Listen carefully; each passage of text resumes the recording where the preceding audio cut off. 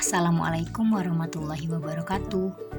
Kami dari kelompok 12, saya Adelia Andriana dan teman saya Nadia Andarasta akan menyampaikan materi tentang penyesuaian makhluk hidup dengan lingkungannya. Materi pertama akan disampaikan oleh Nadia Andarasta.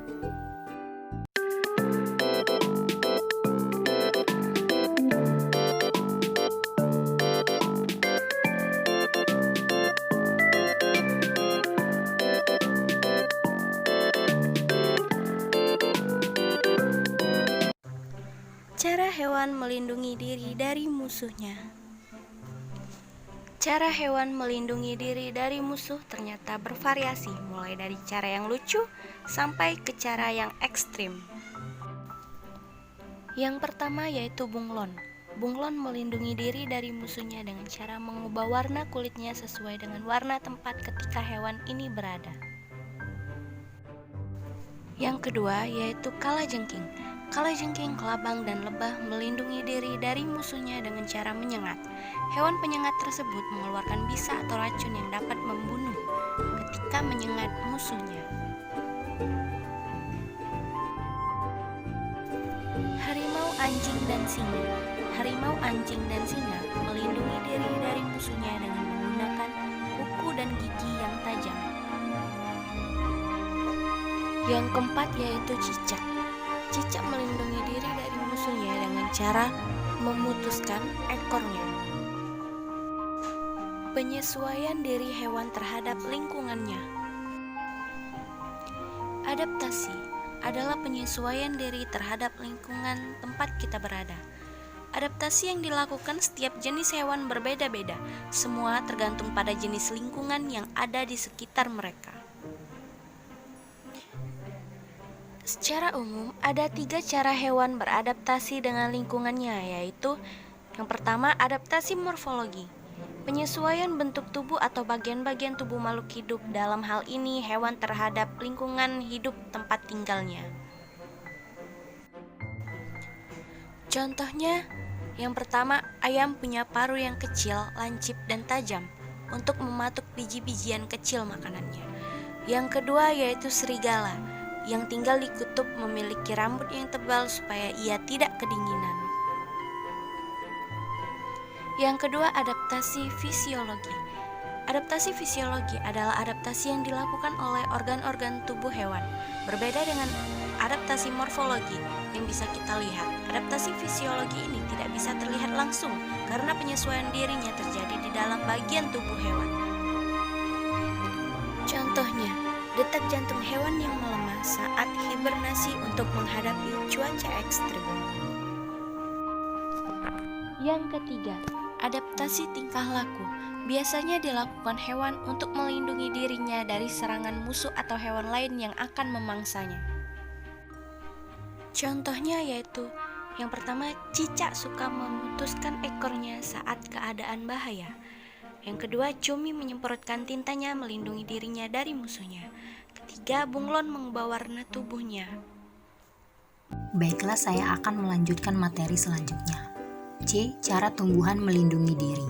Seperti halnya hewan, tumbuhan juga melakukan perlindungan diri dari pemangsanya agar kelangsungan hidup dan generasinya tidak terganggu.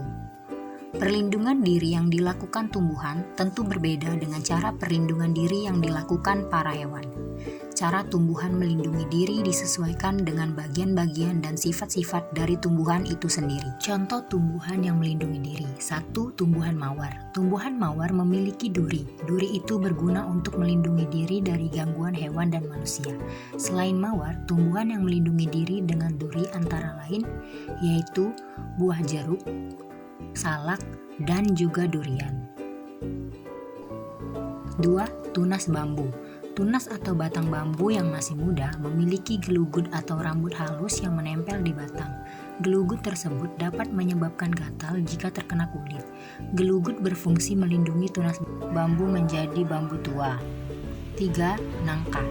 Buah nangka dapat mengeluarkan getah, terutama buah nangka yang masih muda. Getah nangka sangat liat dan lengket. Menggunakan getah tersebut, buah nangka yang masih muda dapat terhindar dari hewan-hewan pemakan sampai buah itu menjadi besar dan masak. Buah yang masak akan menghasilkan biji yang berguna bagi perkembangbiakannya. D. Adaptasi tumbuhan berdasarkan keadaan lingkungannya.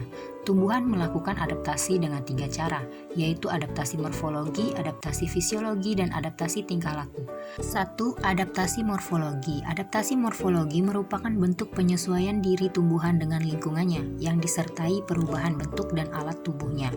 Adaptasi morfologi pada tumbuhan yang ditandai dengan perubahan bentuk daun, akar, dan batang tumbuhan. 2. Adaptasi fisiologi.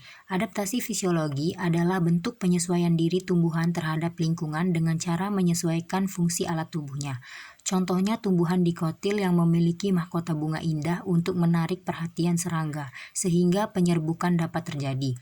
Adaptasi tingkah laku. Penyesuaian tingkah laku pada tumbuhan dipengaruhi oleh beberapa faktor seperti cahaya, sentuhan, suhu air, dan gravitasi. 1. Beberapa jenis pohon meranggas pada musim kemarau. Beberapa jenis pohon yang hidup di daerah tropis akan menggugurkan daunnya pada musim kemarau. Pengguguran daun ini bertujuan untuk mengurangi penguapan air yang terjadi agar pohon terhindar dari bahaya kekeringan. Pada musim hujan, daun-daun pohon tersebut akan tumbuh kembali. 2. Kaktus. Kaktus umumnya tumbuh di daerah gurun yang panas dan kering. Saat musim hujan tiba, kaktus harus menyimpan air hujan sebanyak mungkin. Penyimpanan air digunakan sebagai persediaan air pada musim kering. Kaktus menyimpan air di dalam batangnya yang tebal dan berdaging. Untuk mengurangi penguapan dan sebagai alat pertahanan diri dari hewan perusak, daun tumbuhan kaktus berubah untuk menjadi duri. 3. Tumbuhan air. Tumbuhan yang hidup di air memiliki daun yang lebar untuk memperbanyak penguapan dan juga memiliki alat tubuh untuk dapat mengapung di air. Contoh tumbuhan ini adalah teratai. Teratai hidup di permukaan air kolam.